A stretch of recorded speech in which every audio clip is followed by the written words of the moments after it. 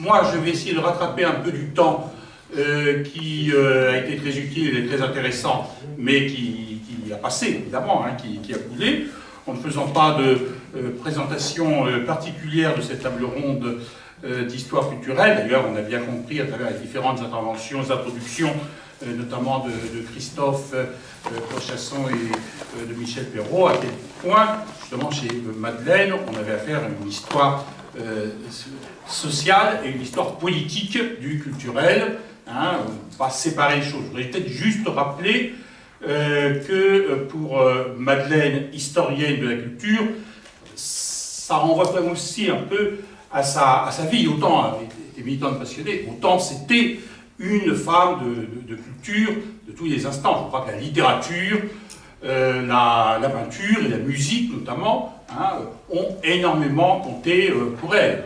J'ai moins l'occasion d'échanger sur la musique parce que je suis un peu ignorant.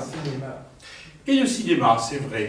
Elle m'en a moins parlé. La musique, elle a fait des... Pourtant, j'y allais là aussi. La musique, elle a fait des efforts, elle m'a offert des CD, etc. Et tout. Elle fait, bon, écoutez, j'ai un peu progressé, mais c'est vrai qu'on parlait souvent littérature, puisque on ne pouvait pas avoir une réunion sur la Société d'études gérésiennes ou sur autre chose, sans que je sois interrogé sur ce que j'avais lu dans la semaine, et sans que j'entende également les récits de ce qu'elle avait lu, de ce que son mari avait lu, on s'offrait des livres mutuellement, elle critiquait, les commentait, etc. Hein, c'était quelque chose qui, je crois, sans lequel elle n'envisageait pas du tout la vie. Et puis évidemment, de même que Jaurès ne pouvait pas arriver dans une ville sans aller au musée, Madeleine, où qu'elle était, allait au musée aussi, les visiter, les commenter, etc. Et c'est toujours indispensable.